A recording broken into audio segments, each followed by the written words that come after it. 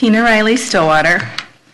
At the September 14th board meeting, I requested, with the support of 69 community members, the resignations of Chair Hebner and Vice Chair O'Loughlin, substantiated by policy violations and unethical behavior. While I appreciate your efforts to respond, neither policy violations nor ethics were addressed in either of them. What was addressed was emotion. I made it a point to leave emotion out and address facts.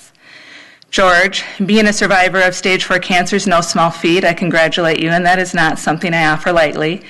I have put 2 of my own children through cancer treatments, a very rare cancer not known to be genetic, yet we are one of only 2 families known to be to the research team and experts at Baylor.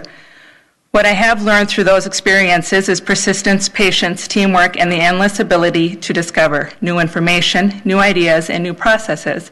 I've also learned how to digest information, eliminating knee-jerk reactions and putting the feels on hold until all information is in.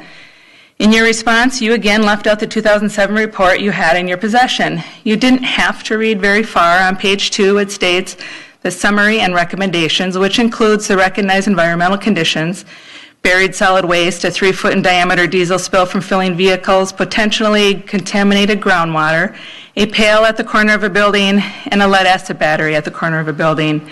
None of these things justify the imminent need to vacate property.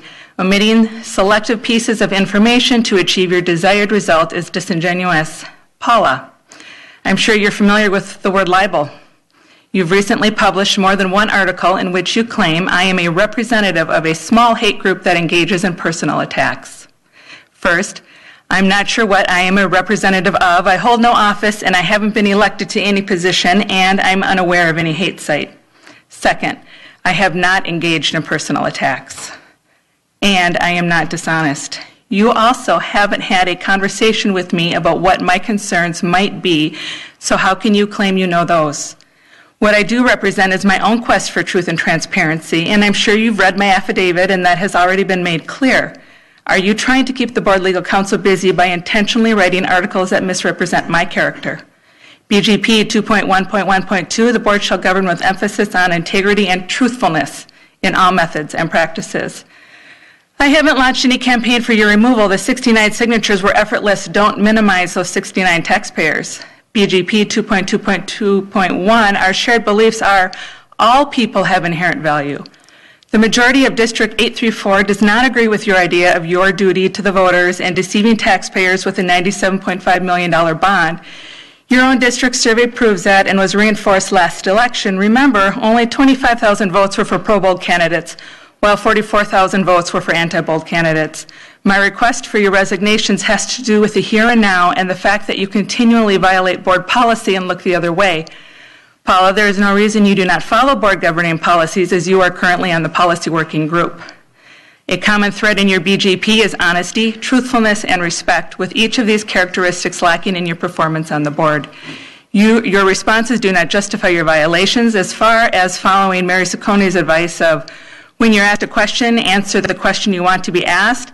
I'm not sure skirting around questions is a good idea at a time when you have broken the trust with the community. BGP 2.2.2.9, relationships based on caring, honesty, and respect strengthen our community. BGP 2.1.1.9, the board shall govern with emphasis on policy governance. I have mentioned 7 different policy violations and defamation. As a board chair and a vice chair running for state office, this is unacceptable. The silence by the rest of the board is deafening, and the dismissiveness of my request is disconcerting. I request the reasoning of your disregard of my call to action and why you find it appropriate to vote to pursue investigating others while you are in question yourselves. I am reiterating my request for the board to take action. I also want an apology in print on both Paula's personal Facebook page and in the lowdown, along with a retraction in regard to the criminal defamation statute 609.765 and statute 548.06, damages for libel. Thank you. Thank you so much. Ms. Amy Burback.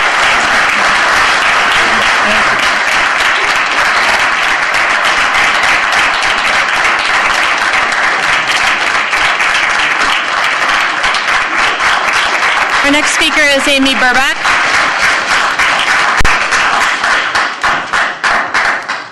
Our next speaker is Amy Burbeck.